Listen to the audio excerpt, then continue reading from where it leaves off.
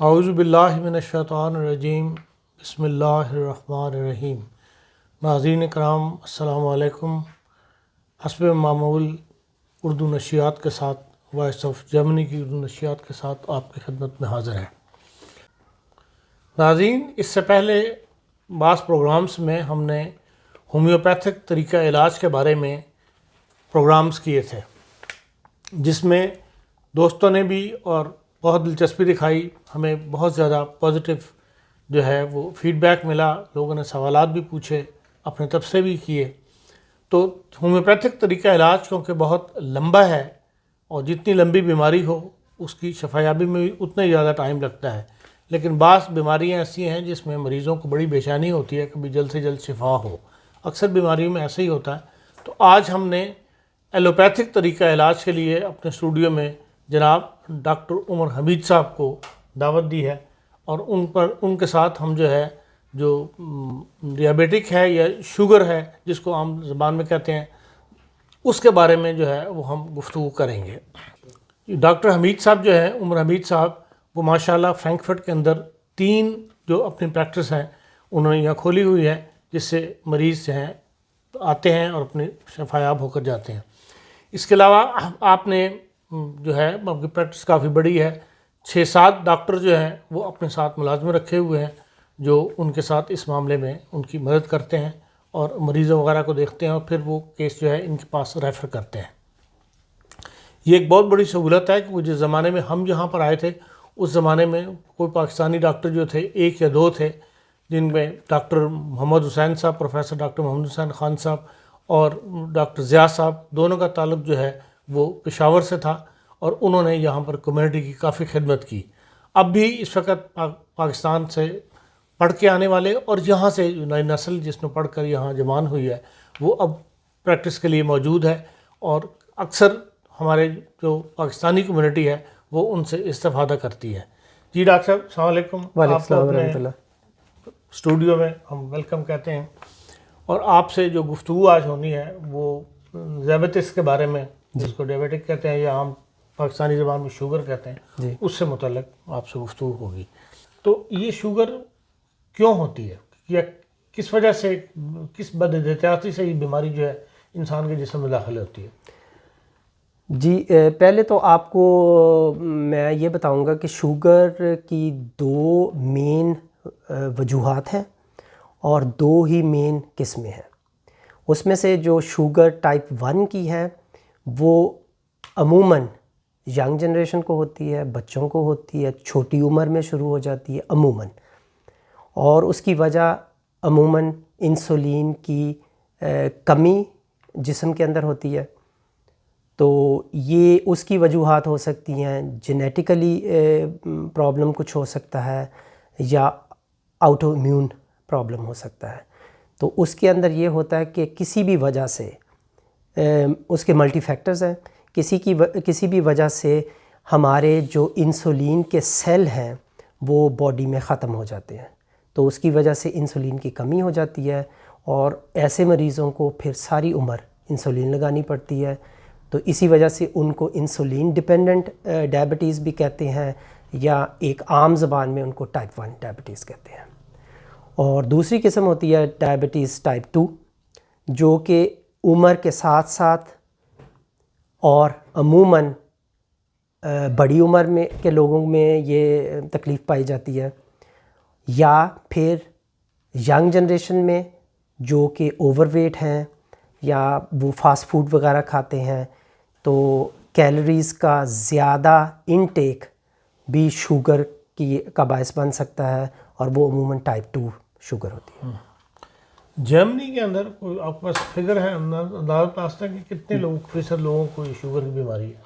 جرمنی کے اندر تقریباً 10% جو پاپولیشن ہے وہ شوگر کی پیشنٹ ہے، یعنی کہ اگر جرمنی کی آبادی 82 ملین ہے تو تقریباً 8.8 ملین کے قریب لوگوں کو شوگر ہے، جس کے اندر سے تقریباً 80% لوگ ٹائپ 2 کے مریض ہیں اور 20% لوگ ٹائپ 1 کے مریض ہیں۔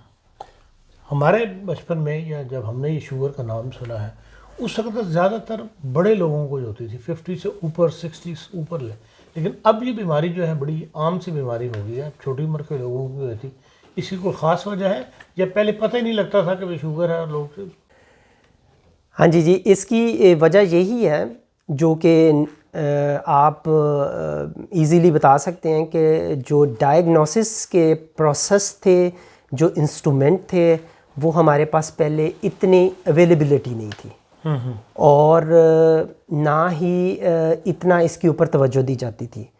اور کیونکہ شوگر ایک ایسی بیماری ہے جو کہ اکثر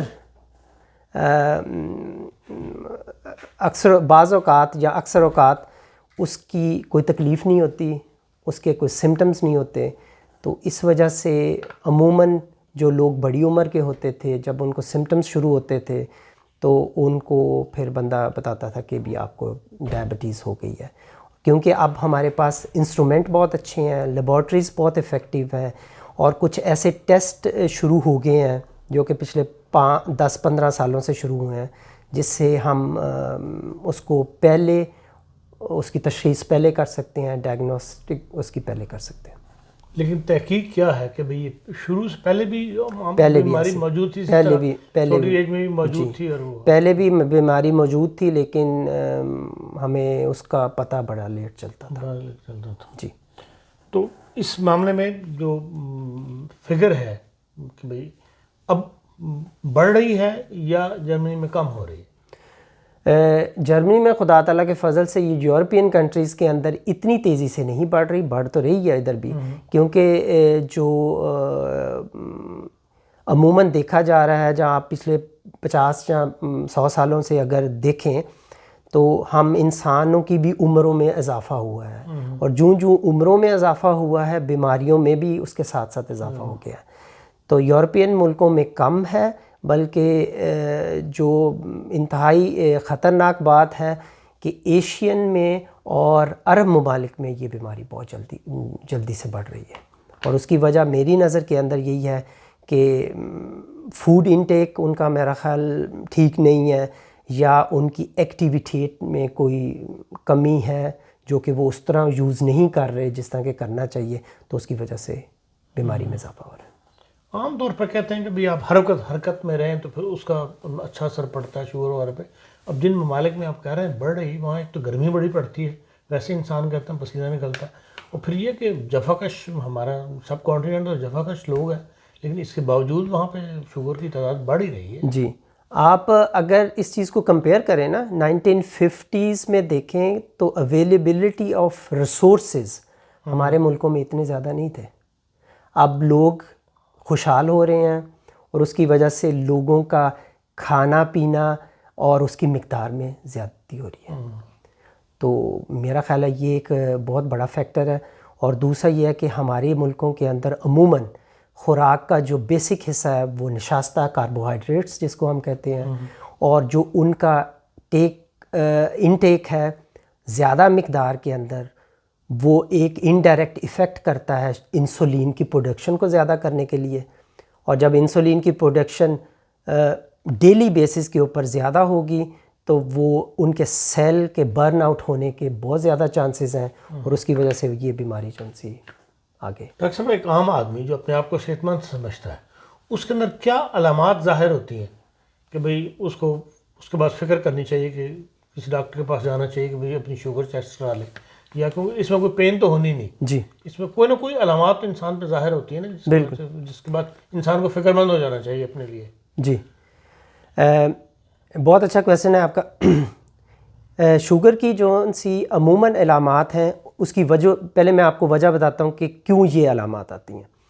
اس کی مین وجہ یہی ہے کہ ہمارا جو شوگر کا انٹیک ہے وہ تو نارملی رہتا ہے، لیکن علامات کیوں آتی ہیں؟ کیونکہ کسی بھی وجہ سے انسولین کی کمی کی وجہ سے وہ شوگر ہمارا باڈی یوز نہیں کر سکتا.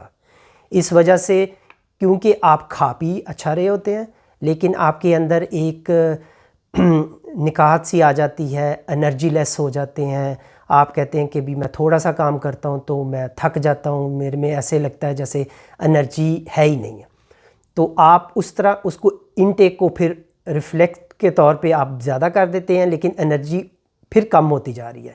اس کی وجہ یہی ہوتی ہے کہ آپ کے پاس شوگر کافی حد میں ملتی ہے، لیکن کیونکہ انسولین نہ ہونے کی وجہ سے وہ باڈی شوگر کو انرجی میں کنورٹ نہیں کر سکتا، تو آپ کے پاس لیک آف انرجی ہو جاتی ہے شوگر باوجود کہ شوگر آپ کی زیادہ ہوتی ہے.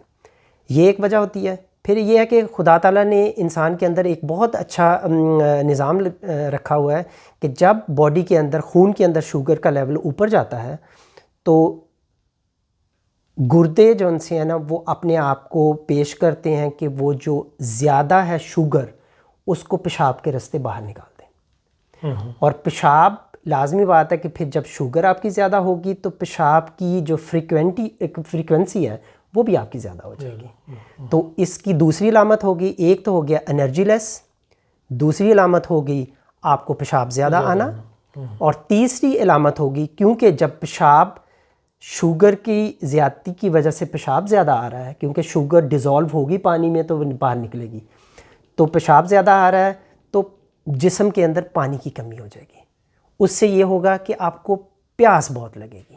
یہ تین جو سی بہت بڑی علامات ہیں کہ آپ کو پیاس زیادہ لگنا، پیشاب زیادہ آنا اور آپ انرجی لیس ہو جانا. تو یہ ایک جس لوگوں میں یہ ایک اگر ہے تو وہ اپنی شوگر ٹیسٹ کروا سکتا ہے. اور دوسرا یہ ہے کہ آج کل تو ہمارے پاس خدا تعالیٰ کے فضل سے ایسی انسٹرومنٹ ہیں جو کہ آپ فارمیسی سے جا کے شوگر ٹیسٹ کی مشین لا سکتے ہیں. وہ اس کے لیے ریسیپٹ کی کوئی ضرورت نہیں ہے، 20 to 25 یورو کی آتی ہے. تو اس سے آپ اپنی صبح کی بغیر کھائے پیے نہار منہ کی شوگر ٹیسٹ کریں.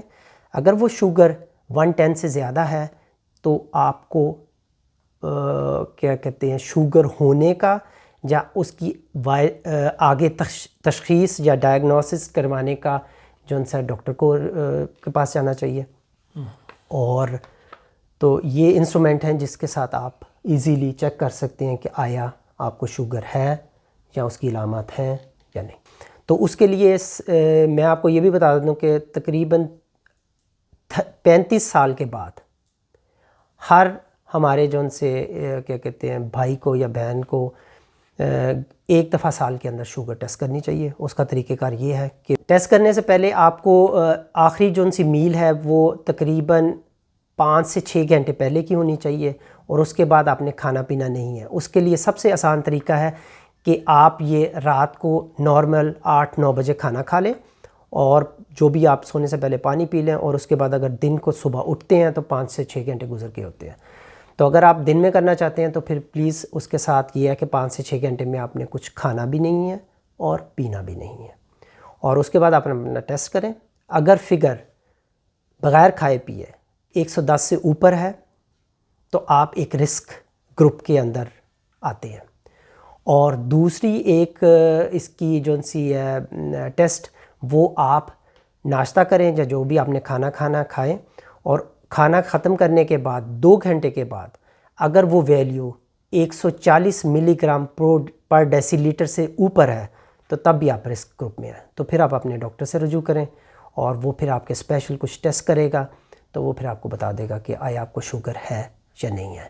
تو اس کی عمر 35 سال سے بعد آپ ہر سال میں ایک دفعہ کر سکتے ہیں. لیکن رزلٹ یہی ہوگا چاہے 35 سال ہو چاہے بڑا ہو، رزلٹ یہی ہے کہ 110 کھائے پیے بغیر اور 140 کھانے پینے کے 2 گھنٹے کے بعد. بہت شکریہ ڈاکٹر صاحب. یہ ایک لمبا موضوع ہے جس پہ شاید ہم سے بار بار آپ کے ساتھ بیٹھنا پڑے. ٹائپ 1 کیا ہے، ٹائپ 2 شوگر کیا ہے، پریگننسی میں شوگر کیسی ہوتی ہے، کیا کیا احتیاط کرنی چاہیے ٹائپ 1 والے کو، ٹائپ 2 والے کو. تو امید ہے کہ آپ ہمیں دوبارہ بھی وقت دیں گے انشاءاللہ. تو ہمارا محدود ٹائم ہوتا ہے اور وقت ہو گیا، تو انشاءاللہ آئندہ آپ سے دوبارہ بیٹھیں گے انشاءاللہ. آپ کا بہت بہت شکریہ کہ آپ آج تشریف لائے اور آپ کا بھی شکریہ. مفید انفارمیشن جو ہے وہ ہمارے ناظرین کو بہم پہنچائی. شکریہ.